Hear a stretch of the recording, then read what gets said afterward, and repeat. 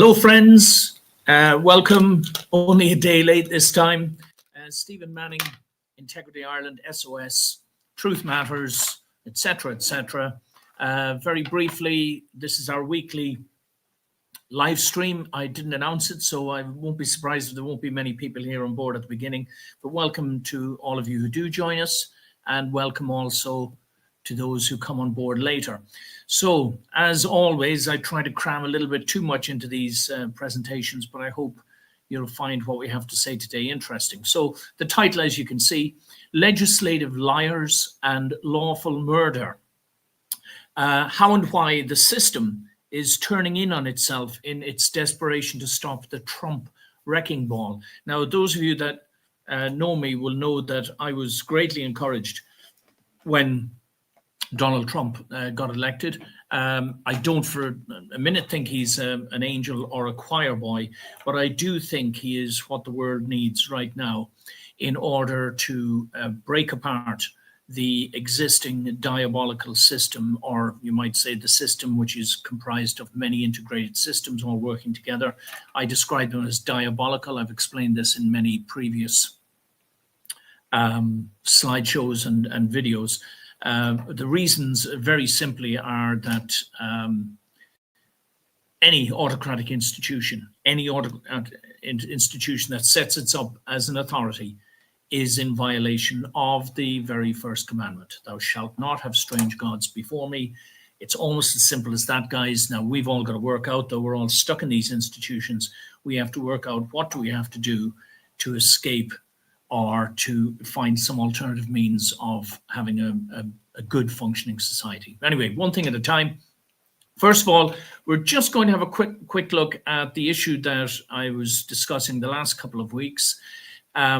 Without going into long-winded discussion about this, very simply, I came under attack, quite a vicious attack online from two individuals. I gave them every opportunity to remove the offending posts.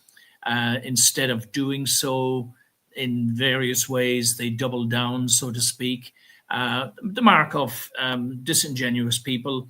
I called their bluff. I said, okay, you've got all this so-called evidence of me doing wrong. Don't keep everyone in suspense. Let's see it. Let's hear it. And of course, they were operating under aliases.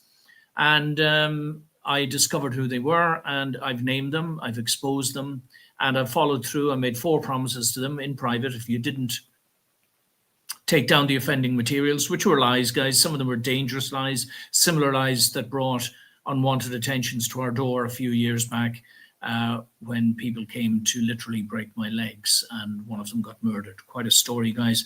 If you want to know more about that, look up Walls of Stone. Just put my name in, Stephen Manning, Walls of Stone, and a 12-page story will come up that was covered by a German magazine. Anyway, so just flashing these up, guys. Again, this I did promise them. I said I would expose them online, and there they are there on the right-hand side. And these people, like I said, if you engage in this sort of wicked, nefarious, nasty, damaging defamation and slurs and lies, the very least you can expect is to have your name put up in lights. This is not to detract from whatever good work these people may be doing in other areas, but once you start doing this, first of all, liars, I absolutely detest liars, no less so than Jesus himself. You are like your father, the devil, he said. He was a liar from the beginning, and he is the father of all lies. So there's enough disruption within the pro-justice movement without allowing this sort of thing to continue. So I did take a complaint to the Garda Síochána last week. They were supposed to call me back with progress. I've heard nothing from them.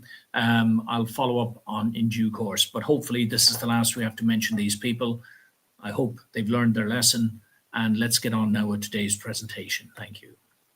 So this first slide, as you can see, it's the protesters. I've circled there in the middle the poster that says Trump is an Epstein pedophile, or pedophile, however you want to pronounce it.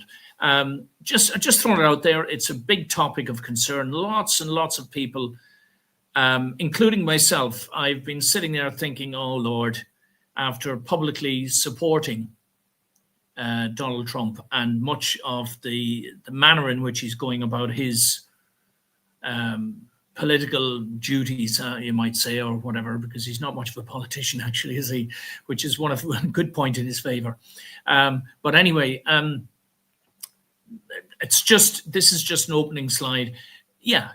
I was sitting there thinking after promoting him and supporting him, and it's actually less that I'm supporting Trump than that I'm absolutely 100% opposed to the whole wokey, fluid, gender fluid, DEI, globalist agenda, which is, it seems, personified in the American Democratic Party. We all know what we're talking about here, guys.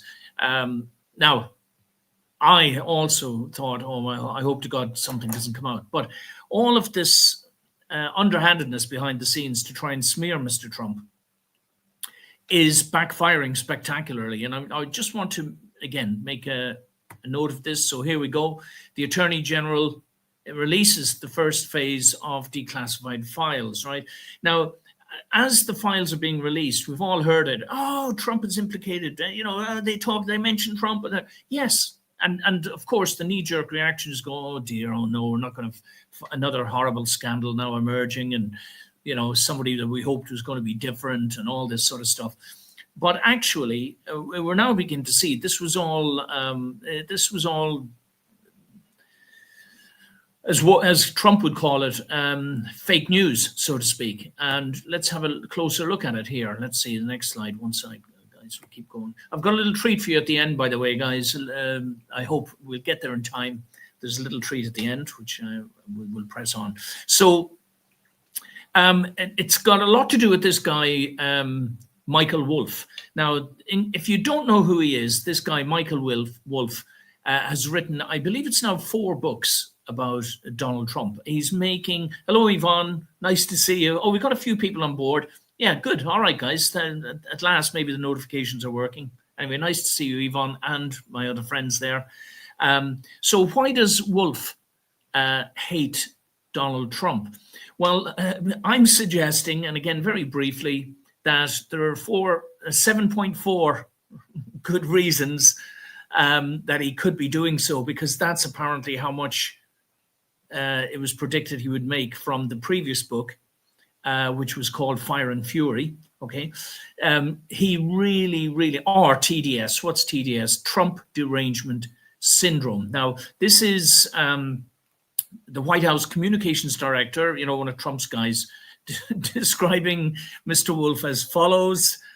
He routinely fabricates stories originating from his sick and warped imagination, only possible because he has a severe and debilitating case of Trump derangement syndrome that has rotted his peanut-sized brain. Sounds like somebody who ascribes to the same school of politicizing, if that's the right word, as Mr. Trump himself. So he lied him as he slammed him as a lying sack of poo-poo. And Trump himself responded in a lengthy post on Truth Social saying the so-called author, Michael Wolff's new book, is a total fake job, just like the other junk he wrote. So now we just established here that there's this Wolff guy who is he's a serious Trump hater. Okay, why is this important? Well, we've got to just get to the bottom of this, right? So here we go again. The email that we heard about, alleges that Trump spent hours at Epstein's home with one of the sex abuse victims, all right? And in another string of messages, now Epstein, by the way, was talking to Wolff. Wolff's main source, he says, because of course Epstein's dead now, so he can't really contradict him. But anyway, Wolff says that Epstein was his main source of the materials in his book, okay? But even with that, how damning are those materials? So in another string of messages, Epstein implies that Trump had met his victims but said that the president himself had never received a massage from them. Well, that's quite important, I would say, seeing as that seems to be the gateway into the sexual activity and the blackmail that often followed, So this is Wolf then says to Epstein, when Epstein contacts him, Wolf says there's an opportunity to come forward this week and talk about Trump in such a way that could garner you great sympathy and help finish him. Interested? Okay, so they're out to get Trump. That's very, very clear. Okay, and as it transpired, that conversation was about Epstein noting the fact that he had some associations with Trump. And this is Wolf saying to him, well, there's two ways you can play it. We can either try and finish him so he doesn't get elected, smear him.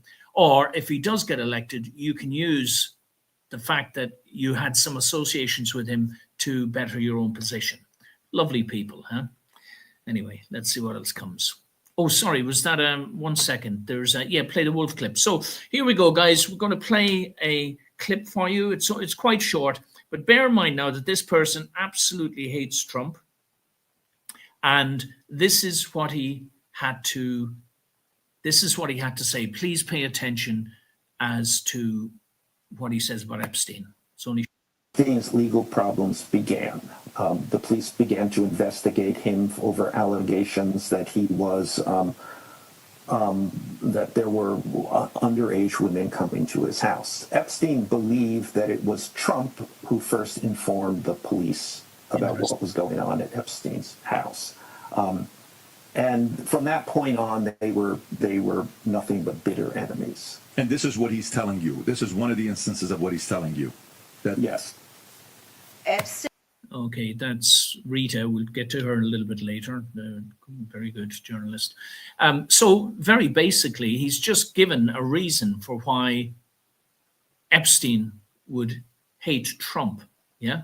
He's also said that it was actually Donald Trump himself who probably alerted the police about the shenanigans that were going on under Epstein's watch. Interesting, I hope you'll agree. Let's remove this one here. So let's see now, we have to put the slides back up. 1 second, my friends. Again, as always, there's always little technical issues. Come back up here. Yeah, let's bring that back up. Okay, so what I'm doing here really is running a defense of Trump and an attack really on the people who have been trying to set him up, these liars, not dissimilar to what's happened to me too. It was always, pseudo-sexual allegations. That's how they start. They try and, raise everyone's hackles. And then as you prove yourself, innocent, all the cowards fall away, So the other question here is the released email had Virginia Giuffre's name redacted. Now, this has to have been a deliberate ploy, and this was done by the Democrats because, you see, Virginia, God bless her, who she left us now, sadly, no doubt the trauma of everything she'd been through contributed to her suicide. But first of all, she had already made it public and in a book that she wrote that Donald Trump had done nothing wrong, untoward, other than, quote, flirt with her, she said, meaning talking with her, and charming her and so on. But what most people don't realize is that she worked at Mar-a-Lago before Epstein. Well, this was apparently part of the falling out between Donald Trump and Epstein was because Epstein had come to Mar-a-Lago, and after she'd only worked there a few weeks, he basically convinced Virginia to leave and come and work for him. And that was the start of her ordeal, right? So that was part of the problem, okay? But then it's more understandable why Trump would, if he had met her, which is what was said, he met her in Epstein's house, why he would have felt at ease to have had a chat and a conversation with her. She was a previous employee of his, He didn't know her very well, he says, but, So it all starts to make pretty rational sense. And then it's Trump that goes to the police. Now, we don't know this categorically, but there's a strong suggestion, but even by Wolf himself, someone who categorically hates Trump and is making a living out of lambasting him and slurring him and everything, So it's all starting to piece together. Yes, this is beginning to look more and more like another grand conspiracy to try and get Trump out at any means possible, So let's pop on to the next one, guys. How are we doing? So here we go. Now, we now move on to this woman. Now, why are we talking about her? This woman, Jasmine Crockett, because she epitomizes what has become the Democrat Party now, and this whole, indignant, arrogant, hubristic, I've underlined the fact that she is a lawyer and a politician, two professions that are very, very high up on the sociopathic scale. And if you remember, guys, as I talk about every week, sociopathy in psychological terms versus empathy, right? So being a sociopath versus being an empath, very loosely, it's not as easy, it's a generalization, but very loosely, empathetic people are good people. Sociopathic and psychopathic people are on the evil end of the scale, all right, to put it very simply, all right? So we shouldn't be too surprised at this woman's behavior. So where are we? Oh, now something has just happened. I'm going to have to, I clicked the wrong button. Here we go. So I'm now going to play a clip of this woman talking about her previous boss, Joe Biden, Let's hear what she has to say. About the president's health and his mental acuity? No. None No, whatsoever. I had none. Now, granted, I didn't see Joe Biden every single day, but I did have an opportunity to interact with the president. I never had a concern. If there's anyone that I am concerned about their mental acuity, it is the current occupant. Yeah, there again, Rita again. We'll get to her in a second. I borrowed these clips from another broadcast, but the point I'm trying to make here, this is this Jasmine Crockett woman, very well presented, I must say. She certainly knows how to play to the cameras. She is apparently the rising star in the Democrat Party. People are talking about her as if she's a potential new leader. That, in a way, doesn't surprise me, not because of her qualities as a leader, but because of all of her vices as a diabolical sociopath and a liar, as we're about to see in a moment. Let's pull that one down. Back to the slides. Where are we? I'm getting better at this, guys. All right. So, first of all, she's been going after Trump as well. Another person with extreme Trump derangement syndrome. Now, I'm going to play a second one. This is about the Epstein files. Right now, again, please listen carefully. If you haven't seen this video before, please listen carefully. This is this woman, Jasmine Crockett, standing up in the Houses of Representatives, or whichever it is in America. I hope I didn't get that wrong. But she's standing up there in public view, where she's protected, by the way, by legislation from being sued or anything for lying. Okay, but listen.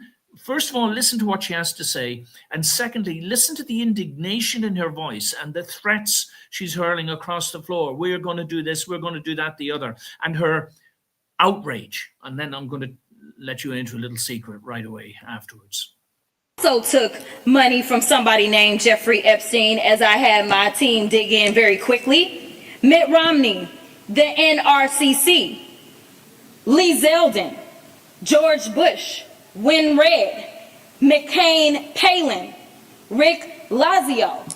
I just want to be clear. If this is the standard that we're going to make, just know we're going to expose it all. And just know that the FEC filings, they are available for everybody to review. This is absolutely ridiculous. Rita again. Thank you, Rita, for your contributions this week. Now, you all heard it firsthand, the outrage, the indignation, yes, bring it on. We've got, and remember now how she started that. She said, people who received money from someone named Jeffrey Epstein. Now, just think about how callous and scheming and wicked a mind this woman has to have stood up and read out the names of a number of, the Republicans, right, who did receive money from someone called Jeffrey Epstein, all right? The problem is, friends, it wasn't the Jeffrey Epstein, the pedophile. It was a doctor, a surgeon, a neurosurgeon, I think. We're going to show him in a moment. What's worse than that, though, is the fact that that very same Dr. Jeffrey Epstein has contributed to this woman's own political campaign. So she was on that very same list, but failed to read out her own name. So she knew exactly what she was doing. She knew that this clip would go viral. I know the first time I saw it, I went, what? In fact, Epstein was a contributor to the Democrat Party, not, the pedophile Epstein, not to the Democrats. That, this is appalling. The level of hubris and brass-necked, in your face, nastiness to be able to lie like this. And then it of course it gets worse. Let's remove her here. Of course it gets worse, because next there she defends herself after saying Republicans landed money from Epstein. I've just played that clip there. Now this is my text on the right here below. A Democrat congresswoman.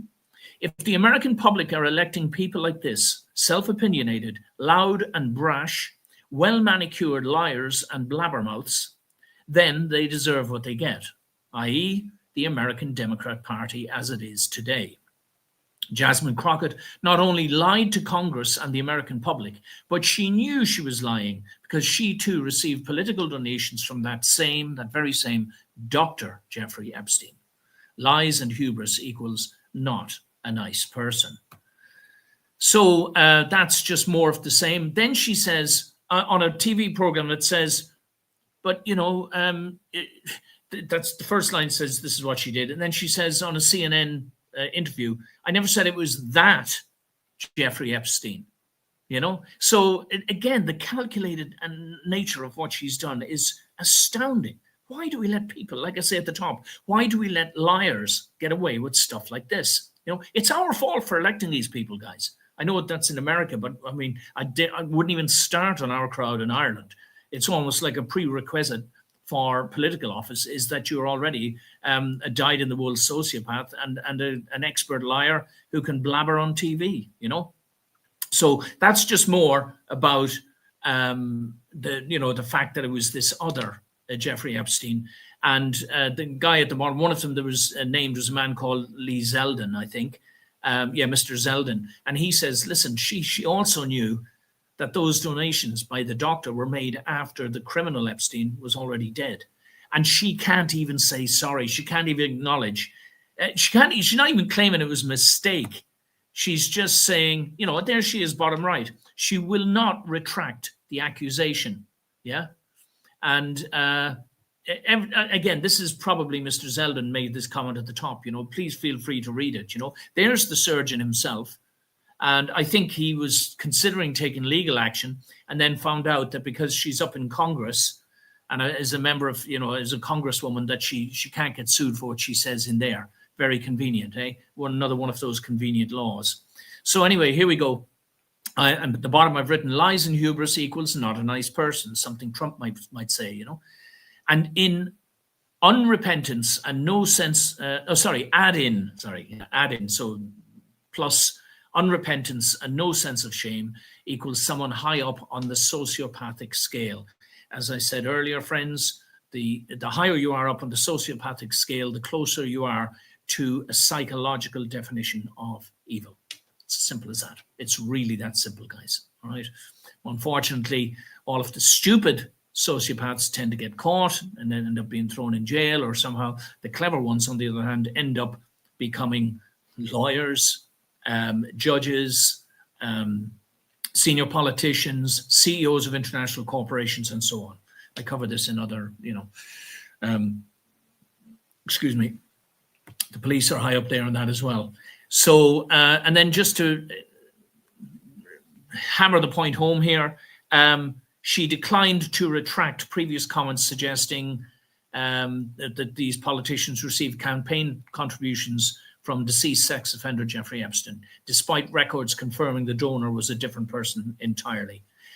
During an appearance on the weekend, host Jacqueline Alamanay offered the Congresswoman multiple opportunities to correct the record regarding her November the 18th remarks on the House floor. I have no amendments, Crockett told Alamanay. What a lovely, lovely woman. Make sure you vote for her next time, won't you, Democrats, you blithering fools, idiots. I mean, the world seems to be getting divided, getting split right down the middle. The people that are in behind this woke leftist, pseudo-communist, surrender to the state and the authorities system, versus the rest of us who are saying there's something seriously wrong here, guys. You've got to, you know, and here they're all being sort of squeezed out of the woodwork, aren't they? Bit by bit. But how they could have her as a supposed, you know, the beacon of the Democrat Party. Here's another one, another Democrat who was caught texting to Jeffrey Epstein during congressional hearings about Trump's behavior. So they were trying to fish with, and this one's name is Stacey Plaskett, you know, another one, you know, and again, another brash loudmouth, when caught, stands up and says, we can do, you know, I didn't break any rules, and I've got lots of people texting me all the time. Yeah, just so happened that you're texting someone who had every reason to want to bring about Trump's downfall in conjunction with Mr. Wolf. Yeah. So I think on this one, oh yeah, there she is. So, and there's another Crockett clip. So we're going back to Jasmine Crockett now. Listen to her now trying to defend what this woman is doing on the grounds that, oh, there's no rules against it, and you're trying to pick on a black woman, you know, as if, you know, as if that's a thing. Ethical like rules that say that you can't receive text messages or you can't. Oh yeah, and by the way, yes, this is the same woman. She sports numerous different hairstyles, you know, very vainglorious sort of person, you know. But anyway, you can't complain about her appearance on camera. All you can complain about is the fact that she has no moral character. Can't respond to text messages, especially if somebody has a certain record and you can't do it in committee. We all be sitting on our phones, and yes, people be texting. I mean, our staff texts us, like everybody texts us, like people. I remember when I had the bleach blonde situation, you know who was texting me? My pastor. Okay. Oh, her pastor. Let's throw in a little bit of religion there to say, oh yeah, well, it could have been my pastor. Well, in this case, it wasn't her pastor, was it, Miss Crockett? It was a convicted pedophile and felon who hated the person who was, there was a hearing about him at the time, Donald Trump, you know. Oh, dear. Anyway, I hope the exposure of this stuff just takes their career where it should be going, which is straight down into hell. So, like, let me be clear. There is no ethical violation. And so the idea or the audacity to decide that you want to strip a black woman of her committee assignment because she was texting with Epstein because... Yeah, anyway, there's another guy making a comment in the background. It wasn't me, guys. So, look, I've made my point, I think. This is what the Democratic Party has become. He was the donor. Epstein was the donor to the Democrats, and he headed in for Trump. So now it's all starting to make, it's going to, like I say, a classic own goal by the Democrats, releasing these emails, pushing to get all of this information, hoping they're going to find some dirt on Donald Trump.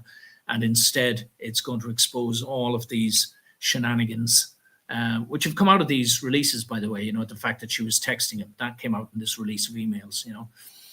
So, yeah, how can they be saying there she is at the top? She was slammed for claiming this is illegal immigration is not, did she say it's not a crime? That's right. How stupid do you have to be?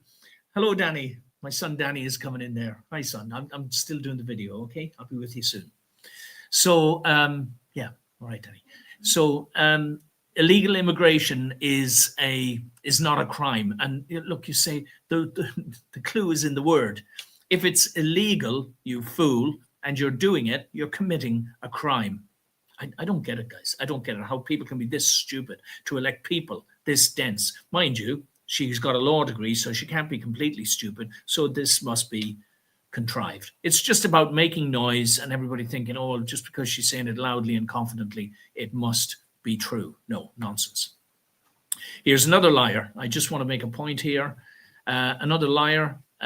This the BBC issue, and I'm just staying on the Trump theme for the moment, guys. So here we are. Dr. Samir Shah, CBE. What's a CBE? Commander of the Order of the British Empire. Oh, woofy boo.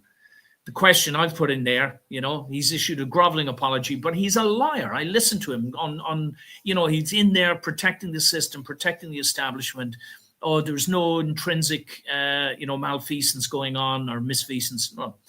My question is, how and why do so many people who are career liars and moral deviants get rewarded with honors and public awards? The answer? Because they have shown and demonstrated their loyalty to a diabolical system. Because who's handing out all of these awards? Well, it's the people at the top of the diabolical pyramid. Yeah. They're serving another master, guys. This is how you start. It all starts to make sense when you start piecing it together in context of this original principle, top right. You start to realize, oh my God, it's literally about a fundamental battle between good and evil, and asking ourselves, where am I on the sliding scale between good and evil in my career, in my work, in my daily actions, and the things that I do? I hope we'll have time to have a quick look at that too in a moment, guys. All right. So staying again with Trump, that's me at the top. No more political scheming and underhanded secretive diplomacy, which is how politics normally works, is it not? I mean, how many of us, looking back, scratching our heads? Now we've got mainstream, we've got social media now, which is one of the great breakthroughs in genuine education, meaning we're starting to see how things really are. But how many of us asked maybe 10 or 15 years ago to explain why government policy was this, that, or the other? We'd probably be left there scratching our heads and going, who knows? We've got to assume these people are trustworthy. They're running the country, whichever country it might be. But at least Trump is in there. Like, I describe him like a wrecking ball. And as a matter of fact, I've heard some pundits. Hi, Bridie. Good to see you, Carol, too, Lisa. The pundits were describing him. They're saying, Trump's in there and he's wrecking the system. My response to that is, great. Give him a round of applause. Give him another prize, There should be a Nobel Prize for people who are wrecking the system, because the system is diabolical the way it is today. It is of the father of lies. It's designed to lie and deceive and to rob us of our personal sovereign integrity and our connection to the divine. All right. So here he is telling everyone in Venezuela, I'm shutting down your airspace because you've got too many drugs coming out of your country, ruining the social landscape in America. So he takes action. All right. This is the point I'm trying to make. They don't like it because they're used to controlling everything and everybody. He's coming in there and he's doing things that are different. Here he is now denouncing the Muslim Brotherhood as a terror organization.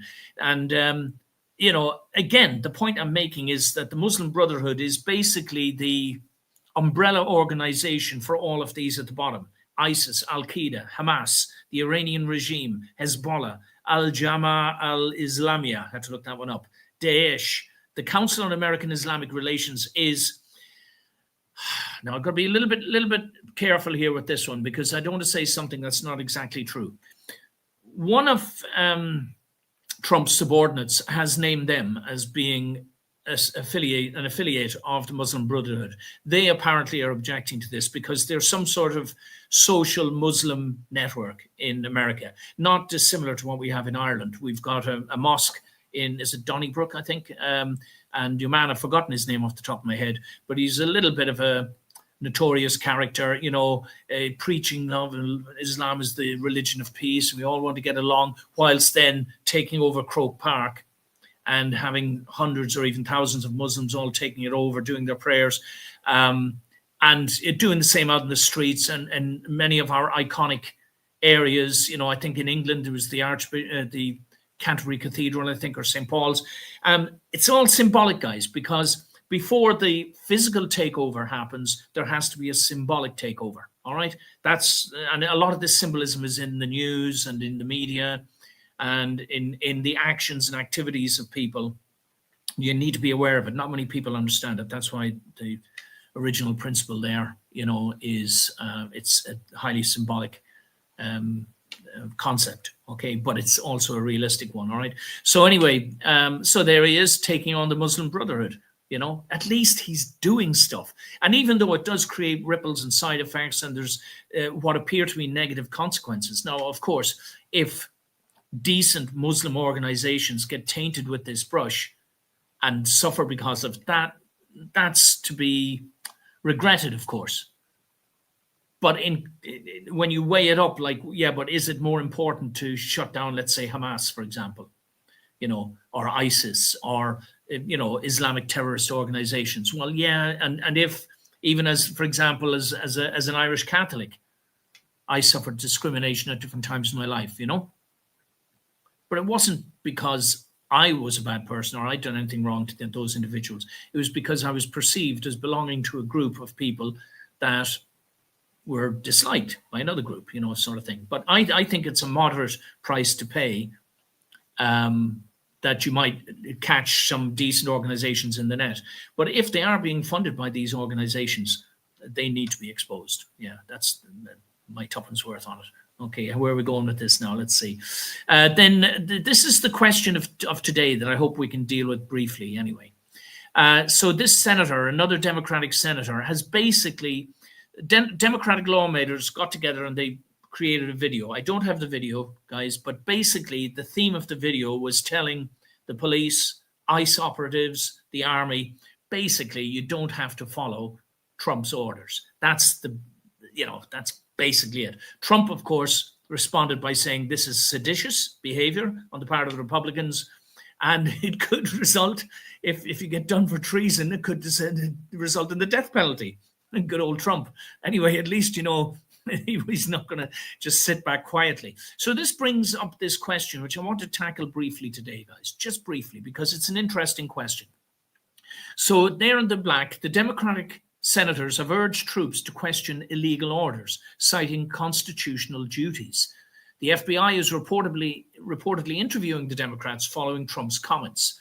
And I'm asking, when is murder lawful? And should soldiers have consciences? Because that's what this is about. Are there any circumstances that justify large autocratic structures where one is required to follow orders regardless of one's beliefs or morals? Now, this is a bit complicated, guys. Now, you see the little red guy on the left there. That's the, quote, perfect or true man, right? He's red because he's masculine, okay? Spirit, mind, body, they're the three circles there at the top, the middle, and the bottom. They align with the chakras and everything. Spirit, mind, body, concept, plan, action, deity, feminine, and masculine in that order. That makes up the original principle top right. So here's this interesting question, though, because the problem is we don't live in a perfect world. Now, if we lived in a perfect world, it would be easy to answer that question and say that murder is never lawful and it's never appropriate to have an autocratic institution. Remember, I said it at the beginning, an autocratic institution basically replacing God. First commandment, I am the Lord thy God, thou shalt not have strange gods before me. Because autocratic institutions require the participants in that institution, or the subjects of it, or the administrators, it doesn't really matter, but the people that are influenced by that institution are required to do what? To follow orders, to do as you're told. Otherwise, you either get punished, alienated, vilified, there's negative consequences. But what if that is a violation of the very first commandment? What if I could prove to you that these large autocratic institutions, all of them, even charities and churches, but more especially so, it's easier to point to big pharma, to the military-industrial complex, to government, big business. They are diabolical constructs. They operate out of, satanic principles that came out of the fall and out of Cain murdering Abel. Cain went away then and set up the first cities, blah, blah, blah, blah. And that's the model that we've adopted ever since.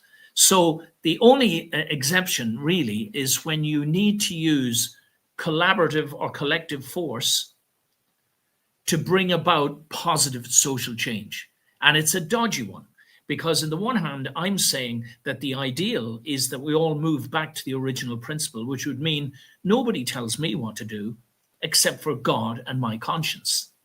Then if I'm told then by someone like Donald Trump or someone else, go and throw these people out of the country, or go and imprison that person, or go and put that person in the electric chair, I might decide and say to myself, well, that goes against my personal convictions, a bit Enoch Burke-like. I'm waiting for the time where Enoch Burkeism becomes a word in the dictionary, standing by your principles, even at great cost to yourself, But if we were a true person, we would say that. We'd say, no, I'm not going to do it. As a matter of fact, any really enlightened empath probably won't be able to join the military without a huge internal struggle, because you're having to give up the right to make your own sovereign moral decisions. Do you understand, guys? So I'm raising the question more than answering it completely, but I think as long as we understand these things, we can start understanding what the solution is.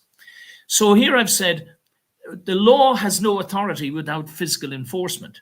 Now, this is another interesting thing, you know. So here the question's asked, can police break the law to enforce the law? Well, that's a ridiculous notion, is it not? Yeah. Much like your woman, you know, blathering on again earlier about, oh, illegal immigration is not a crime. You fool, you know, you absolute moron. You know, if it's illegal and you're doing it, you're committing a crime. The problem is the laws have been structured in such a way to favor the ones doing the enforcing, you know. It's just a fact of life, guys. It's a truism. How many of us have tried to report, just like me, report these liars, you know, to police? Nothing's happened. And if I then want to complain about the police, oh, there's a whole raft of subsequent legislation, rules, laws that allow them, oh, well, in times of social unrest or civil unrest, or when you're policing a protest, well, you have to crack someone around the head with a truncheon. It's okay. But if you did it just walking down the street, that would be a serious assault, wouldn't it? Yeah. We're thinking about, guys, how they've used the law and against us, you know. And basically, the people doing the enforcing tend to be down the sociopathic end of the scale. I was in the military myself at one time, and I think I can say quite confidently at that time, I was trained to be an obedient sociopath, so that in the event I was directed to shoot somebody, I never had to, thank God, but if I'd been directed to do so, I'd have done so without consulting my very undeveloped conscience at the time. That's why it's mostly young men in the military. Now, I don't want to run out of time here, guys. So this slide again just proves the fact, again, there's our true man in the middle. There's the American military hierarchy, but it should really be in a pyramid shape, all right? If you're interested, you can look at all those ranks, all right? They're all the different ranks, starting with private up there, top left, ending with general of the army, bottom right. But actually, it's in the same order as these diabolical constructs. Why is this important? You've seen this slide many times, most of you. Why is this important? Because we look here at, what's it called? Maslow's hierarchy of needs. This is a construct in sociology and psychology that there's a hierarchy of needs, and we humans tend to operate along this hierarchy. You know, most important things is eating, drinking, shelter, and all that, and so on. But at the very top is self-actualization. Now, believe it or not, this slide comes from the Marine Corps, a Marine Corps website where some psychologist was looking into this. And look what he says here. He says, in this hierarchy of needs, your command may deny us this. What's that? Self-esteem needs and love and belongingness needs. Well, you're not going to be going out loving and hugging the enemy, are you, if you're going to be shooting them, you know? And down at the bottom, war will deny us this. So just being in the army, yeah, your command will probably deny you some of the essential elements of the hierarchy of needs. And this is a hierarchy of needs that produces good people, by the way. This is really, really important, you know? The hierarchy of needs is supposed to produce rounded, good, you know, rounded, sane, wise, kind, decent people. That's the whole point of it.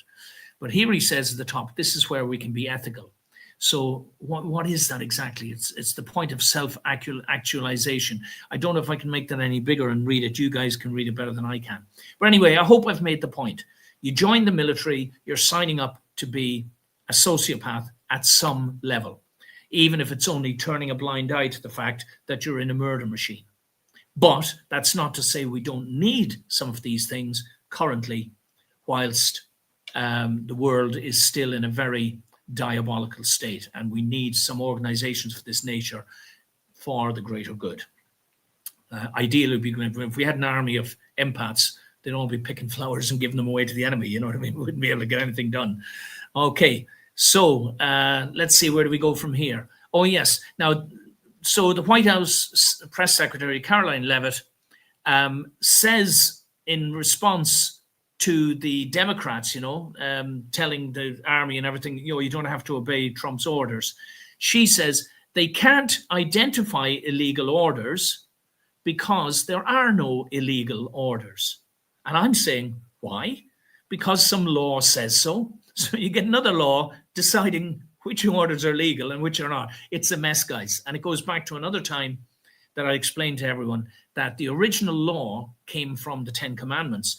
But the 10 Commandments were only carved into stone because, as Jesus explained to the scribes and the Pharisees, the people at the time were too stupid to understand the original principle. Okay?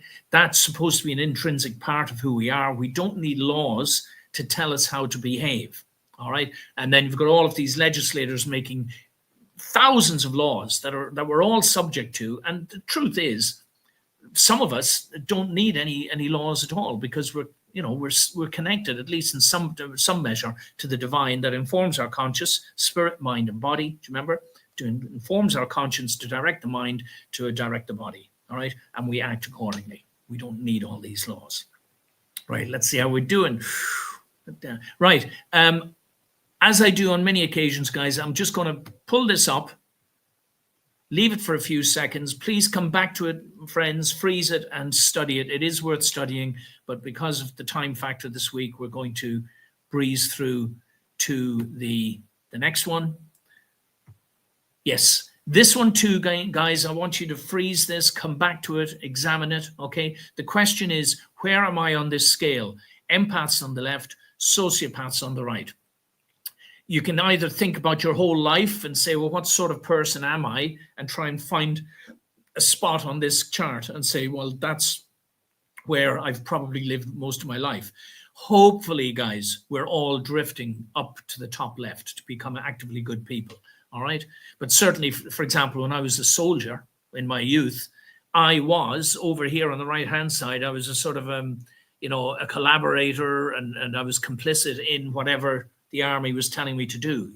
As I've grown older and wiser and learned things, I've actively tried to aspire to become more. So it's not something you can't just say, oh, yeah, I'm there. Because at any given moment in any day, you could be anywhere on this scale, depending on how you're behaving. All right, worth a freeze, worth a look. But that's only the model, guys. This is actually how the world is today. Sadly and unfortunately, there is a fight back that has started. Please freeze this, study it, understand it. The actively evil people have taken command of all of the major structures in the world and are trying to enslave and imprison and trap us all in a way that we will never be able to fulfill our divine potential. Okay, I said I had a little treat for you at the end. We're coming up to it in a minute. Each week I try to do someone who's worth listening to. Rita Panahi, she's got a couple. Rita's Opinion piece, I think, is one. Another one is called Lefties Losing It. They can be quite funny, guys. She's very much a sort of a pro-Trump or pro-Republican type. But this is in Australia. But they have some interesting takes, and they do expose, and they're quite humorous. So that's who I'm promoting this week. There's the book, Crisis Color Coup, The Great Lie. All right. Maybe one day I've done some big presentations on this before. The very first lie in The Great Lie is that the government works for the people. No, they don't. Okay. There's the dark pyramid there. Crisis Color Coup, it was an Amazon bestseller for a while when it first went up there in its category, which at the time was hot category. It was all about the pandemic and the jabs and all that sort of stuff, Right, we're coming. Let's see, we've got a little treat. Okay, you've seen these before, guys. Just a reminder, our rights come from God, not from government. Okay, never mind the real. We're not playing that today. Now, this is the little treat I have, not just for my friends and onlookers today, but for my wonderful daughter, Christina. Now, all I'm going to say here, guys, I'm going to play a video for you in a moment. It's only 3 or 4 minutes long. But as you can see here, Christina, that's her in her, her gown of the award ceremony. Now, first of all, she came top in her class hospitality and management class, international tourism, that sort of stuff. She came top in her class, first of all, with a first class honors degree, whatever you call it. You know, I didn't do advanced schooling over here.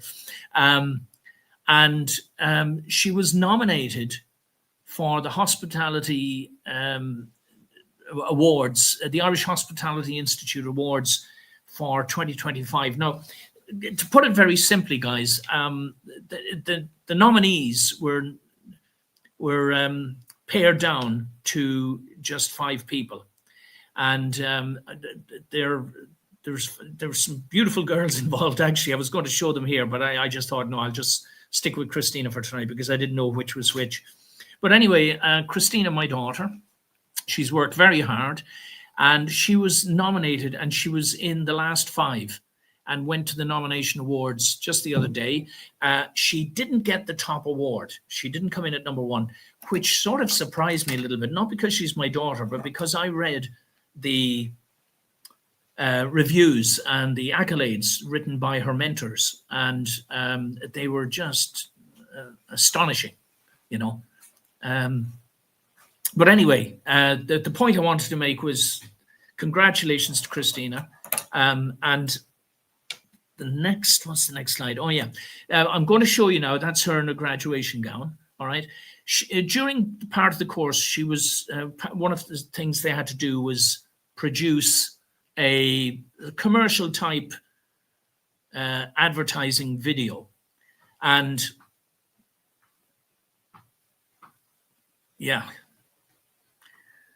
in memory of her mother in particular. Those of you yeah, that's Danny knowing his dad as a soft heart. All right, Danny. Yeah. Anyway, I'll play the video for you now, guys. Please enjoy it. I'll come back on just for a minute at the end of it. It's only about 3.5 minutes. I hope you enjoy it. I certainly did. And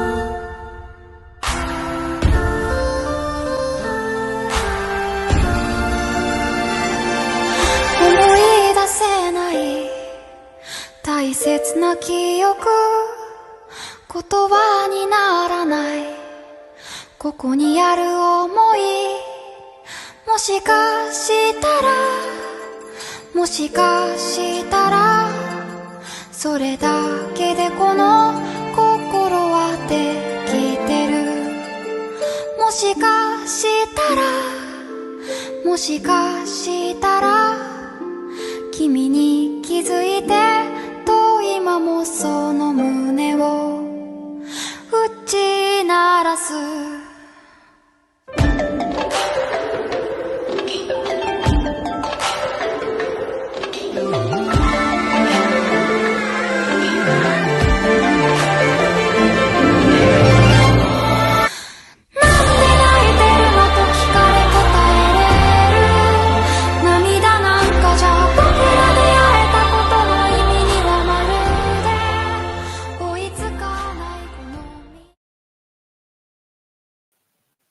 Right. So let's see. Wasn't that wonderful? And considering, I'll just remove that now. Considering she did it all herself, you know, no training or anything. Fantastic.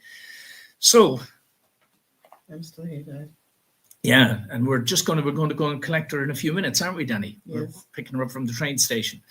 So so that's more or less it for tonight, guys. Let's see if I got the last slide I usually pull up where where's the slides? Ah, yes. That's Christina again. Okay, let's make it a little bit smaller. And the final slide is the one where, if you're interested, guys, I'll bring it up in a moment. These are some of the areas you can get information from us. That's Jessie Hall above me. We did some marathon videos about all of these topics we talk about.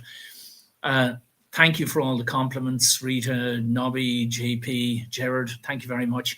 We'll keep hammering these out, guys. We'll keep trying to do videos that bring this notion of the original principle. I'll bring it up for you here, guys. That top right, the original principle. I think the sooner all of us understand what this original principle is and how it's something we're supposed to be aspiring to, we can use it then as a model, if you like, sort of like a blueprint, and then you lay it over human society. And by doing so, you start to see clearer and clearer and clearer what's right and what's wrong, what we should be doing, what we shouldn't be doing, you know. And it helps you also assess circumstances, situation, even people that may be in your life, and how best to deal with them, okay? I think with that, Danny, should we say goodnight? Did you say hello to everyone? Can they all say? I say thank you for my dad. This is for my dad. Yeah. And this is for me and my country. And your what, Danny? No. I say this is for my dad, and this is for my country of Japan. Yes. So I up on there. So I am a bodyguard now, looking after my dad here. So that's right, Danny. So yeah. I thought you were going to say, please support Manchester United as well. Yeah. Which he said. Yeah. Which he said once before on Facebook. So that's Danny saying, thank you, everyone. Please support my dad, he says, and thank you for supporting his country, which is Japan, which is where Danny was born. And we lived for on and off for about 5 years when the children were young. And we went back there, didn't we, Danny? Went back there last year to visit Mummy's family. Yeah. Anyway, guys, thank you so much. And again, I'll check all the, hello, Mary. I'll check all of the comments later and do my best to respond where possible. Hope there's no naughty people coming on this time saying naughty things that aren't true, because if there are, well, your name will go up in lights, no matter how well you try to hide yourself. Anyway, let's finish on a positive note. Thank you, everyone, for the kindness and the support. And please, like I said, as you learn from these videos that we do, please share as much as you can, because that's the only way that we're going to beat this diabolical system. So we say good night and God bless, Danny. Yeah? Yeah. You waving to everybody? That's it. My bodyguard. God bless everyone.